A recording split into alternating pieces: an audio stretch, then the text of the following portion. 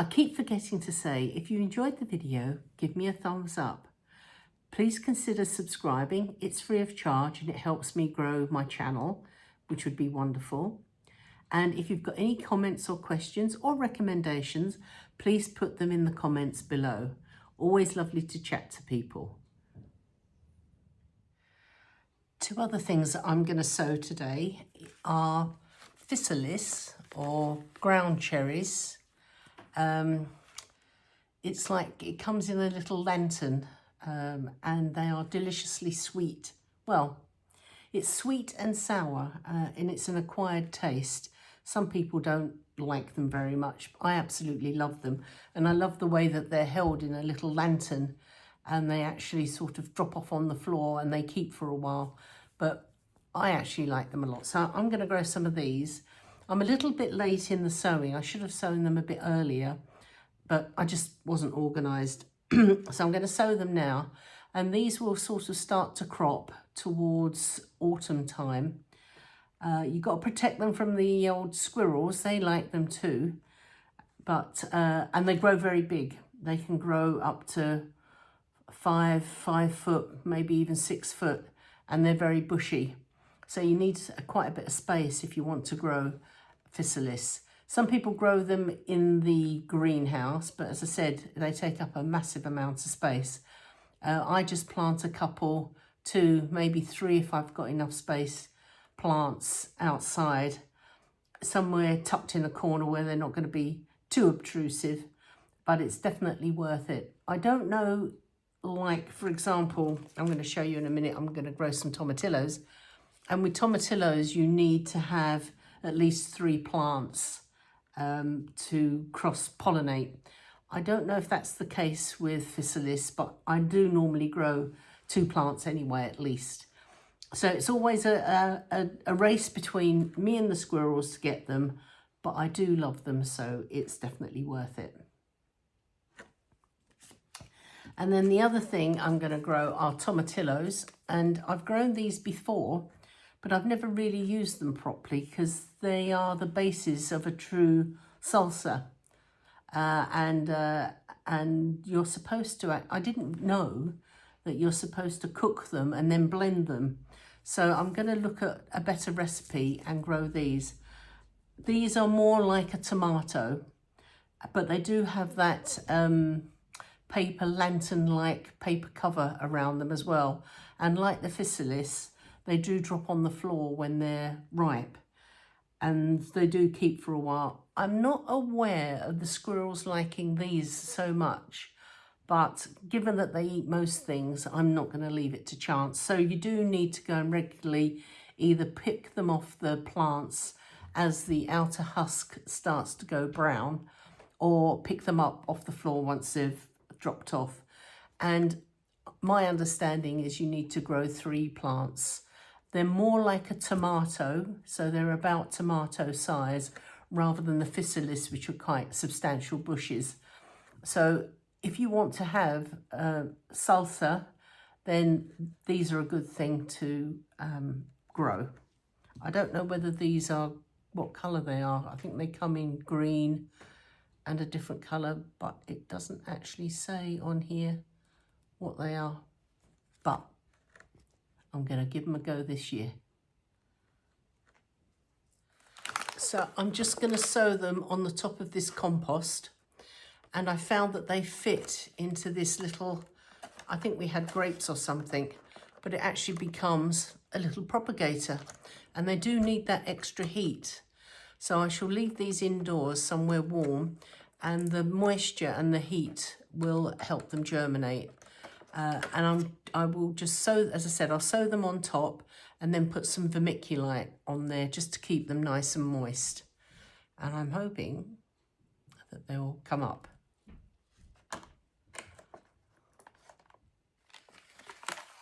So there you go. There's the seeds all nice and sown. I'm going to sow all of them, even though I'm not going to need them. But we can grow some on the food bank plot, and also we can sell some to raise some money. So that's a good idea. I'm just going to put some vermiculite on the top. Before I sowed the seeds, I watered the the pots, these little pots. So once I put the vermiculite on, they shouldn't need watering for a little while. And particularly when you put the lid on, it keeps the humidity in there. So I shall do these and then put them somewhere where they're nice and warm. I've resisted for all this time now, and I think that I really want to start sowing my tomatoes. And my tomatoes last year were fantastic. We had a fantastic crop and we had some fantastic tasting tomatoes. One of the local people that we gave some tomatoes for contacted me because her daughter said they were the best tomatoes that she had ever tasted and she wanted more of them and could she have them all year round. So sadly I had to explain that she can't have them all year round, but when they're in season she's certainly welcome to them. So I know I've taste tested amongst our local community the tomatoes and they're delicious. So I'm going to keep to those varieties again this year and I'll tell you what they are.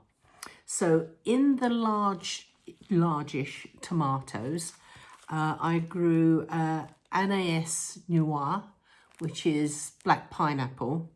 And these are my own saved seeds from last year. I also grew Rebel Starfighter Prime, again, which was a delicious tomato. That was my first year of growing them and I was absolutely blown away by their look and their taste. So they're on my list again this year. Black Russian, which has been a staple of mine for many years. And this tomato, and we call it Black Hassan, because one of the plot holders who's from, I think he's from Turkey, gave me some of these beautiful black tomatoes, which were delicious. And he didn't know what variety they were. I've got a feeling that they might be like Black Beauty. Really what I should do is grow some Black Beauty alongside these and do a taste test, but I haven't done that yet. I might see if I can dig out some Black Beauty seeds if I've got any, I might not have any, and do that. But because we don't know exactly what variety they are, I just call them Black Hassans and they are wonderful.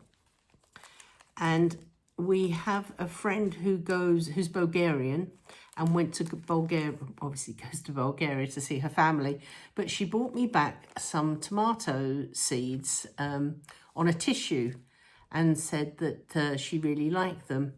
And I've been growing them for the last probably 4 years. And again, she has no idea what they're called. So we just call them Margarita.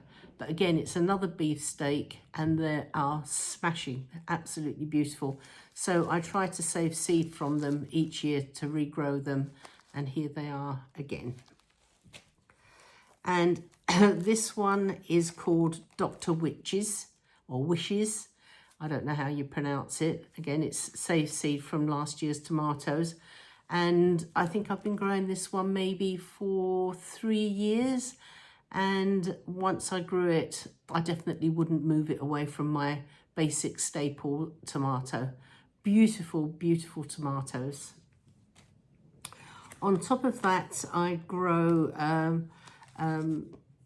what's this called? Coeur de Boeuf, which is, I think it's beef heart. It's, I think it's a French tomato. And this is a lovely tomato as well. So that is in my staple. And Japanese black truffelli is another one as well. So these are my big beefsteak tomatoes. Unfortunately, I don't have a standard red, so I must try and find a nice beefsteak red that's got a really good flavour. I like them more on the sweet side than the acid side, but I'll do some trials and see if I can find a standard one. Most of these are yellow or dark red and blacks, so quite the dark colours, but give them a try, they're lovely. So in my cherry tomatoes, I have a few, and I have Sun Gold, which I think most people grow. It's like popping sweeties into your mouth as you're going around the allotment. It's such a lovely thing to do.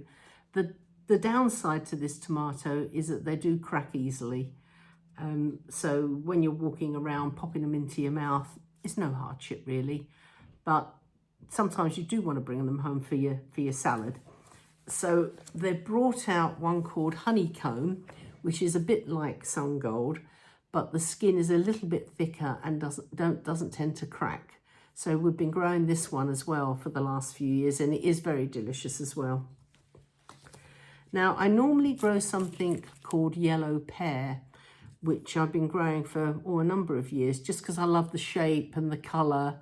The taste is very nice as well, but it adds to the mix of different types of cherries. But I didn't get it this year because somebody recommended trying this indigo pear. So I bought some indigo pear to replace my yellow pear, and I shall see whether it stands up to the taste test and the mix. I've also growing Sun Cherry Premium, and this is a red cherry tomato, which is very, very sweet and very, very delicious. Although, just give me a second. This is now being advertised. Hang on. The little write-up say that Toddler, which is this tomato, is on a similar level as Sun Gold. I don't know whether that's true or not, but we're going to grow some Toddler along with it this year. The other cherry tomato I grow is Shimmer, and for some reason I don't seem to have any seeds, so I'm going to have to buy some seed to grow, so I can't show you those. But Shimmer is my other staple. It's such a different tomato, different shape, different colour, and when all the cherry tomatoes are together, it looks very beautiful. So I will be growing that. And another one that I grew last year is something called Green Doctor, and for some reason I don't have any seed of that, so I might check and see if I've got some. And again, that's a green tomato and amazingly sweet, considering. You just got to make sure that you pick it at the right time, just as it starts to go slightly, not exactly yellow, but it goes from that very, very dark green to a different colour. And somebody has suggested that Michael Palin, which is a green cherry tomato, might be a good substitute for Green Doctor. So I'm going to be putting that into the mix as well. I forgot to mention Sun Green. And Sun Green is from the family of those very delicious tomatoes like Sun Gold, Sun Choc, etc. And they're a green tomato and they're absolutely delicious. But for the past probably 3 years, maybe more, I can't buy them in the UK. I've seen them in the US, in the States, but I've seen no seeds at all in the UK. And I must say, I really miss them. So if you can get your hands on some Sun Green tomatoes, I highly recommend that you plant some. I've discovered that once you do start growing absolutely delicious tomatoes, it's very addictive, particularly when you watch other people who are growing tomatoes. And there's quite a lot of kind of more specialist people on YouTube who grow a whole variety. I've been amazed by how many varieties of tomatoes there are, never mind anything else, with such amazing names. But once you start watching some of those, I'm afraid that it can become addictive, and I think I've succumbed to some of that.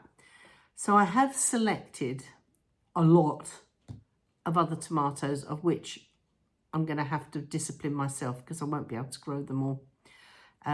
So the ones that I'm going to trial, and I only need to grow 1 or 2 of these tomatoes to see if I like them. But everybody is raving about Alice's Dream. So I'm going to try that. Something called Pineapple, and I think the tomato that it's going to have to go up against is Dr. Witch's, which I do absolutely love, but apparently this is a very good tomato. Lithium Sunset, Lucid Gem, I can't even pronounce this one. It's here. You can do it yourself. So this one, and as I said, wonderful names. Girl's Weird Thing. This has had rave reviews as well, and I love the name. Cuban Salami. Thornbird's Terracotta. This is from one of my other tomatoes that I showed you earlier, but this is Rebel Starfighter Keely Ann. So it's in the same family, or the breeder who bred the other one. But this has also had some rave reviews, so I'm going to try growing that. And this is Berkeley Tie-Dye Green. And I love that colour. That's what I'm growing it for. I think that will be a wonderful colour in a basket of tomatoes. And I understand it's got a good taste as well, because Berkeley Tie-Dye grows some absolutely wonderful tomatoes, which I've grown before. So these are the ones that I'm going to trial. And these are the ones that haven't made the cut. So you can see, when I say it can become addictive, they can become addictive. So I will choose some of these and grow these next year and trial these. But I can't grow them all. And I've got to keep my finger off that buy now button. But I am excited, and I hope that you're excited about growing your tomatoes. And even if you've got a small space, just try one tomato that you haven't grown before, and you'll be surprised what a big world of tomatoes opens up for you. So enjoy. I also found some Brad's Atomic Grape that have been a big rave, particularly in the States, and people are beginning to grow them now in the UK. I did grow a couple of plants a year or so ago, and I can't really remember them. And that's partly because it was a year that we had really bad early blight. And I don't think these tomatoes had a good shout really. But because these seeds are a little bit old, I'm going to sow all of them. And if I like them, I'll save some seed from them. But I'm sure that other people will want to give them a try as well. If you've tried them, let me know what you think of them. But I understand they're not a very strong plant and a bit susceptible to disease. So not overly keen, but you know, there's a lot of people that think they're really, really good. So you've got to give it a try.